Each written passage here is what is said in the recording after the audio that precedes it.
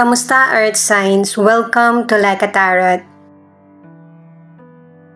Alamin natin, gamit itong tasa reading kung ano ang kapalaran mo. Pero general reading ito guys, kaya kunin mo lang yung akma sa sitwasyon mo.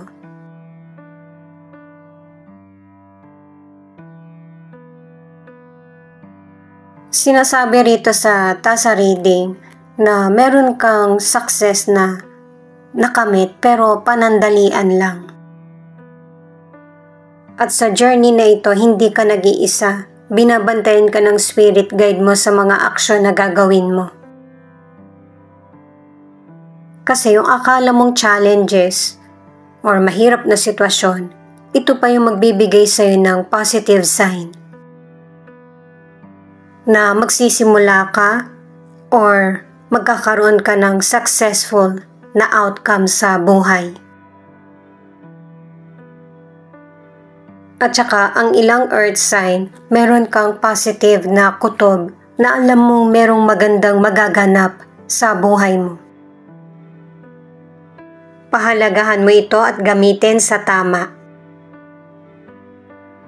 At saka darating na yung panahon na magiging smooth na yung daloy ng buhay mo. Pero kailangan mo pa rin magpatuloy at magpursige. At saka, huwag kang mawalan ng pag-asa, ipagpatuloy mo yung goal mo sa buhay kasi merong person na magtuturo sa'yo kung ano yung tamang daan na para maging matagumpay. At saka kahit na magkaroon ka man ng problema, meron pa rin ibibigay na pagkakataon sa'yo ang universe. At para sa ilan na nasa relationship, mag-isip ka ng paraan na para mas maging exciting ang relasyon nyo sa communication man or physical contact. At saka, ginaguide ka rin ng tasa na ito na ilayo mo yung sarili mo sa sitwasyon na wala namang basehan. Kasi ito yung makakaapekto sa happiness mo. Ano man yung mga mahirap na sitwasyon na nangyayari sa buhay mo, ay soon mareresolbahan ito. At saka merong experience kang natutunan sa buhay mo na kailangan mong i-share. At saka ang ilan sa inyo pagdating mo ng edad na 40 o kaya 60 ay makakapag-relax ka na. Kasi may financial gain o kaya mababawasan yung responsibilidad mo. Pero meron pa rin talagang ilan na kahit na sarili mo na lang yung intindihin mo, iniintindi mo pa rin yung mga tao sa paligid mo. Iwasan lang yung parang ikaw na yung nangihimasok sa buhay ng iba or ng family mo. Hayaan mo rin sila na makatayo sa sarili nila or yung magkaroon ng sariling diskarte. At saka guided ng spirit guide ang family mo or yung person mo, kaya hindi mo kailangan sobrang mag-worry. Kailangan mong protektahan yung relasyon nyo ng person mo para sa ilan. Kasi merong person na gustong sumira nito. Ayaw kasi nung person na makita kang masaya. Ano man yung sitwasyon na piliin mo sa buhay mo ay protected ka. At saka mas magiging happy yung buhay mo sa mga decisions mo. Alamin pa natin yung ibang detalye gamit naman yung mystical cards. At saka yung mga changes na nangyayari sa buhay natin, kailangan mo tong i-apply sa sarili mo. Dito mo kasi malalaman kung ano yung mga tagumpay o nakamit mo sa buhay mo. Mahirap man yung changes na i-apply sa sarili pero makakabuti ito sa iyo. Lalo na kung improvement ang hinahanap mo sa buhay. Paalala para sa mga bagong viewers na ang reading na ito ay timeless reading. General reading at guide po lamang, kaya hindi po magre-resonate sa lahat. Kunin mo lang yung akma sa sitwasyon mo. At kung kailan mo ito napanood, yun ang start ng 1 week reading para sa'yo. Ikaw na bahala magpalit kung si person mo ito o ikaw.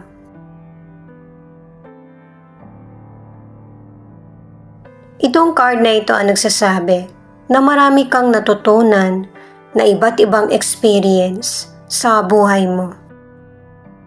Kamakailan lang itong experience na ito na natutunan mo.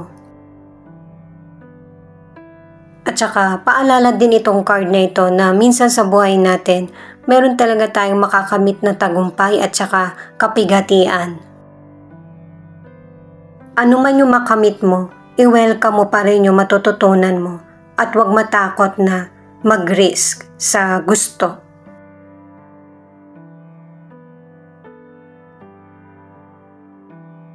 Itong card naman na ito, nakaano ka na eh. 2 message ka na mula sa tasa at saka dito sa cards na hindi mo kailangan magpanggap.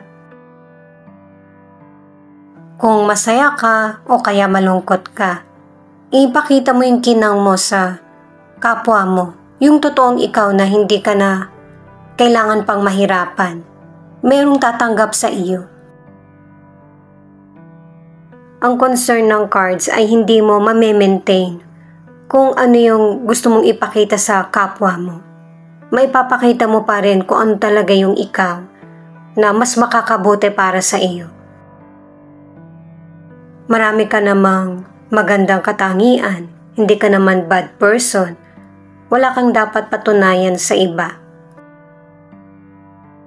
Alamin muna natin yung card mo. Pagkatapos nito, yung cards naman ng person mo. At saka kung ano yung magiging outcome.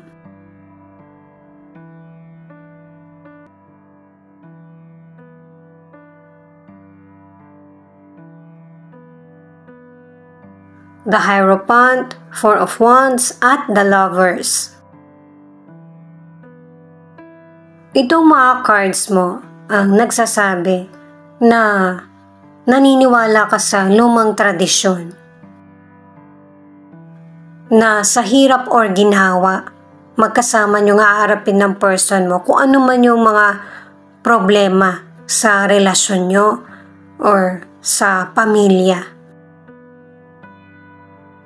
Yung paniniwala mo sa relihiyon mo ang nagiging guide mo. Malaki yung pasasalamat mo sa mga milagrong nangyayari sa buhay mo at saka sa person mo.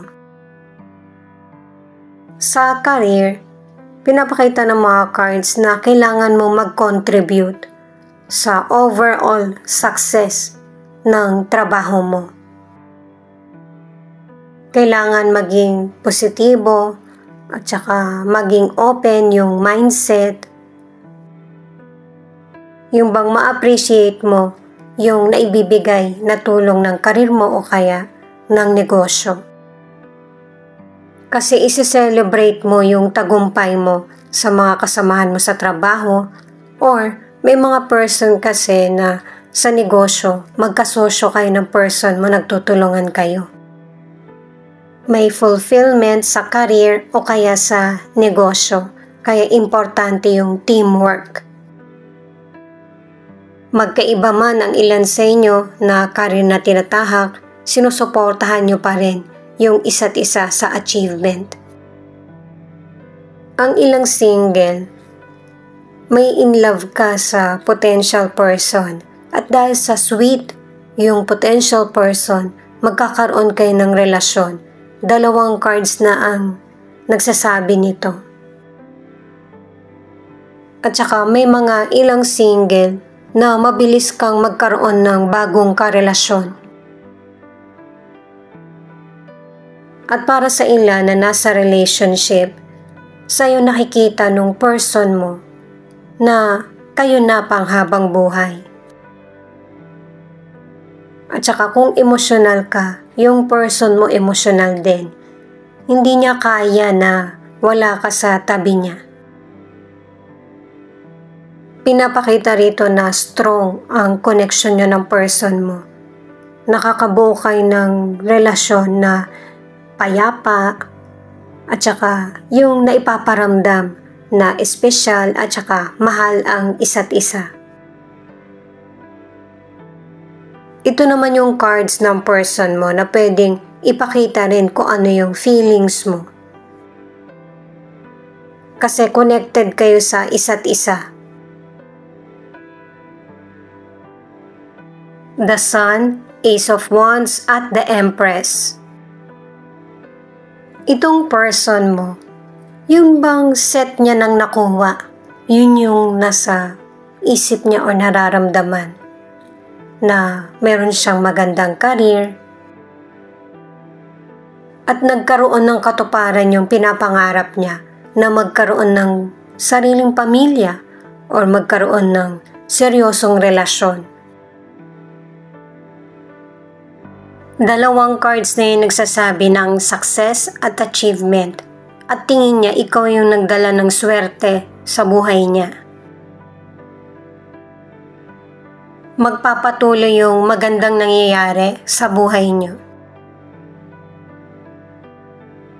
Sa financial, itong tatlong cards na ito ang nagsasabi na merong swerte sa financial at saka meron pang darating na mga bagong oportunidad.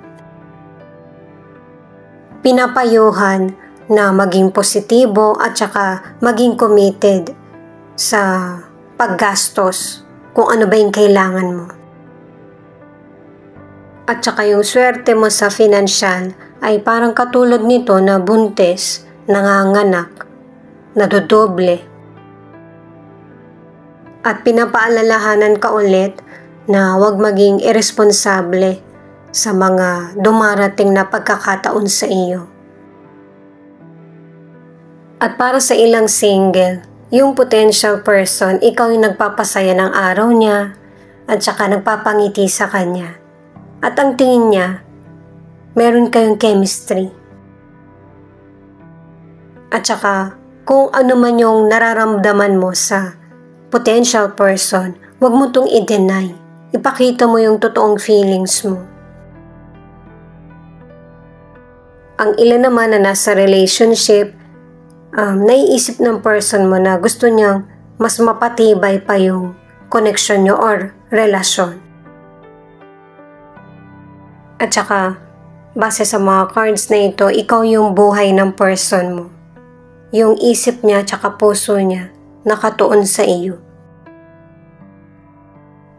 Napaka-loving ng person mo, hindi lang yung financial, career, o negosyo ang gusto niyang umunlad, pati yung relasyon niyo. Pangalawang card na ito na gusto niya pang habang buhay na kayo at ayaw ka na niyang mawala pa sa kanya. King of Wands, Justice, at the Hangman. Itong outcome na cards ang nagsasabi na magkaroon ka pa rin ng sarili mong desisyon. Huwag mong isipin kung ano yung iniisip ng iba kasi ikaw yung nasa situation. At saka may mga earth signs na nagkaroon ng personal problems na hindi mo nasabi yung side mo. Ang ilan sa inyo, kakailanganin mo ng person na magtatanggol sa iyo. Para kung ano man yung delay na nangyayari sa buhay mo ay matapos na. Magkaroon ka na ng bagong simula. Sa kalusugan, ang ilan sa inyo ay malakas yung pangangatawan mo.